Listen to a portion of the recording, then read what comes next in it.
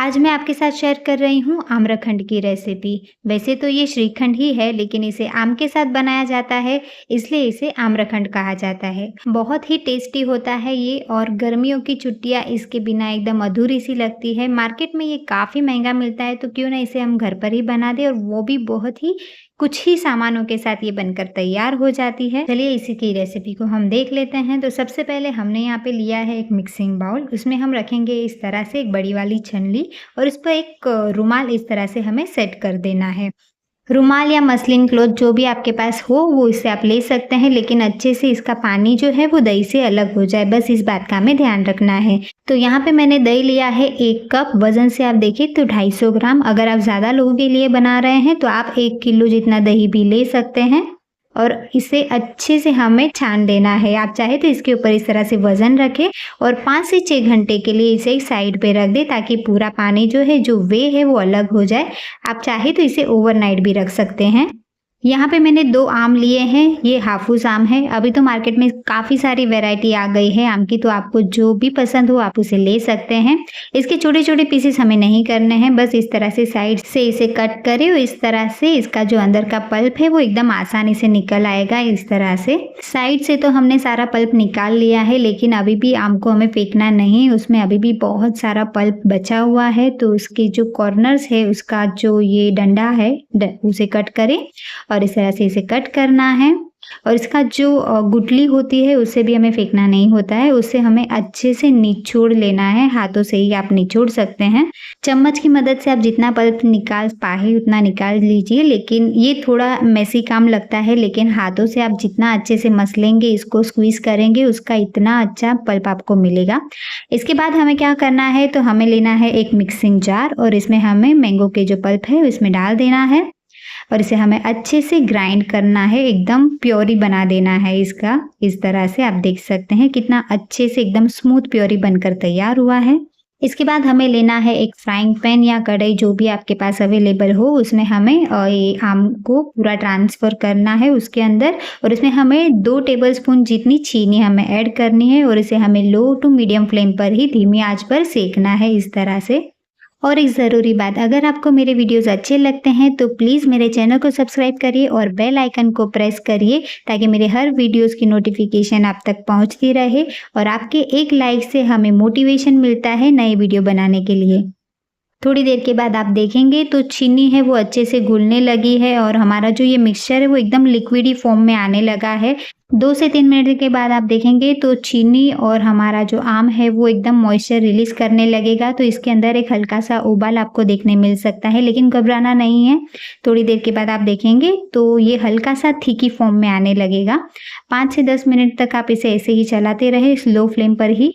अगर आपको इंस्टेंट बनाना है तो आप ये वाला पार्ट स्किप कर सकते हैं, मतलब डायरेक्ट आम का जो रस है वो चीनी और दही से मिक्स करें और डायरेक्टली आप आम्रखंड बना सकते हैं, लेकिन उसकी लास्टिंग ज़्यादा नहीं रहती है, और वो एकदम लिक्विडी बनता है। मतलब जो हम मार्केट से लाते हैं वो इतना गाढ़ा और थिक नहीं मिलता है। इस तरह चीनी और आम को सेकने से क्या होता है, इसके अंदर का जो मॉइस्चर है वो भी ख़त्म हो जाता है, और इसका लास्टिंग बढ़ जाता है। मतलब इसे आप ज़्यादा दिन तक आप इसे स्टोर करके भी रख सकते हैं। 5 मिनट के बाद आप देखेंगे तो इसकी कंसिस्टेंसी एकदम अच्छे से गाढ़ी हो गई है। मतलब आपको मैं उठा के दिखा रही हूँ तो ये गिर भी नहीं रहा है। मतलब हमारा जो पल्प है वो अच्छे से रेडी हो गया है।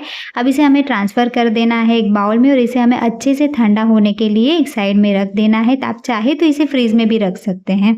इसे हमें एकदम अच्छे से ठंडा कर देना है, क्योंकि जब हम इसे दही में मिक्स करेंगे तो ये एकदम ठंडा होना चाहिए, बिल्कुल भी गर्म ना हो। सिर्फ इस बात का हमें ध्यान रखना है। तो चलिए अब हमारा हंकड़ देख लेते हैं वो कितना अच्छे से हंग हुआ है। तो देखिए दही के अंदर जितना भी वे था, जितना भी पानी था, वो सारा अच्छे से अलग हो चुका है। इसे हमें फेंकना नहीं है, इसमें बहुत सारा प्रोटीन होता है, तो इसे आप आटा गूंदने में भी इस्तेमाल कर सकते हैं। अब हम हमारा दही चेक कर लेते हैं। तो दही भी बहुत अच्छे से हमारा जमकर तैयार हो गया है, एकदम क्रीमी फॉर्म मिला है, देखने में एकदम पनीर के जैसा दिख रहा है। मैं आपको तोड़कर भी दिखाती हूँ, आप देख सकते हैं। तो इसे अभी हमें एक छलनी में ट्रांसफ़र करना है और इसे छानना है। आप देख सकते हैं इस तरह से इसमें छानना है, ताकि इसका जो लम्स है वो सारे निकल जाए और हमें एकदम स्मूथ, एकदम क्रीमी फॉर्म मिले इसका। बस इस तरह से हमें इसे छानना है और इसके पीछे जो भी दही जमा होता है बस उसे हमें क्लीन करते रहना है इस तरह से। और वो जो क्लीन किया हुआ पार्ट है हमें वो लेना है। इससे क्या होता है, जो हम श्रीखंड बनाएँगे या फिर आम्रखंड बना रहे हैं तो वो उसका जो टेक्सचर है वो एकदम स्मूथ रहेगा और उसमें कुछ भी मतलब डस्ट वगैरह आपको नहीं आएगा। दही को तो हमने छान लिया है, तो इसे छानने के बाद हमें एक और प्रोसेस करनी है इसे फेंटने की। जी हाँ, इसे हमें अच्छे से फेंटना है ताकि इसके अंदर एक एयर क्रिएट हो जाए और इसके कारण हम जो आम्रखंड बना रहे हैं वो एकदम थिक और एकदम हैवी सा दिखे। तो इसके लिए आपको थोड़ा हाथों में दर्द हो सकता है अगर आप मेरी तरह हाथों से ही करेंगे तो। या तो फिर आप विस्कर या तो फिर इलेक्ट्रॉनिक बीटर का इस्तेमाल कर सकते हैं, उससे भी अच्छे से एयर क्रिएट होती है और आपका काम भी आसान हो जाता है। 5 मिनट तक इसे ऐसे ही फेंटने के बाद आप देख सकते हैं इसके अंदर एक अच्छा सा फ्लफीनेस आ गया है और ये थिक होने लगा है। अब हम क्या करेंगे, तो हमारा जो ये मैंगो पल्प है वो भी अच्छे से ठंडा हो गया है, तो इसे हम थोड़ा-थोड़ा करके इसमें मिलाते जाएँगे और इसे मिक्स करते जाएँगे। तो यहाँ पे मैंने 2 टेबलस्पून जितना इसमें डाला है। अब इसे हमें अच्छे से मिक्स करना है ताकि मैंगो का जो ये पल्प है वो एकदम अच्छे से इसमें मिक्स हो जाए। ये तो हमारा अच्छे से मिक्स हो गया है, तो बाकी का जो मैंगो पल्प बचा है वो भी हम इसमें डाल देते हैं और इसे भी हमें अच्छे से मिक्स कर देना है। कट एंड फोल्ड वाली टेक्निक से हमें इसे मिक्स करना है। इस तरह से आप अच्छे से इसे मिलाते जाएँ ताकि इसमें बिल्कुल भी लम्प्स क्रिएट ना हो, इस बात का हमें ध्यान रखना है। जभी भी अगर आपको थोड़ी-सी लम्प्स दिखे तो इसे तोड़ते जाएँ इस तरह से। अब फ्लेवर के लिए हम इसमें डालेंगे 1 टीस्पून जितना इलायची पाउडर। आप चाहे तो इसमें आप जायफल पाउडर भी डाल सकते हैं, ये सिर्फ़ फ्लेवर के लिए है। इससे इसका जो फ्लेवर है वो और एनहांस हो जाता है और खाने में ये बहुत ही स्वादिष्ट लगता है। अब अच्छे से इसे मिलाते जाएँ, इस तरह से आप देख सकते हैं। 5 मिनट तक इसे ऐसे ही फेंटने के बाद आम्रखंड हमारा एकदम तैयार है। लेकिन सर्व करने से पहले आप इसे फ्रीज में ज़रूर रख दीजिएगा 2 घंटों के लिए, ताकि जब आप इसे सर्व करें तो एकदम ठंडा-ठंडा मिले, तो इससे इसका जो टेस्ट है वो और एनहांस हो जाता है और खाने में बहुत ही अच्छा लगता है। तो 2 घंटों के लिए हमने इसे फ्रिज में रख दिया था। अब आप देख सकते हैं कि ये कितना अच्छे से जमकर तैयार हो गया है। मतलब आपको मैं स्पून भी उल्टा करके दिखा रही हूँ, ये बिल्कुल भी गिर नहीं रहा है। चलिए अब इसे हम सर्व कर लेते हैं। तो सर्व करने के लिए मैंने यहाँ पे 2 मिट्टी के बर्तन लिए हैं इस तरह से कटोरी जैसे। तो इसमें हम थोड़ा-थोड़ा आम्रखंड इस तरह से सर्व करेंगे। चम्मच की मदद से इसे हमें थोड़ा इस तरह से फैला देना है तो ये देखने में थोड़ा अच्छा दिखे।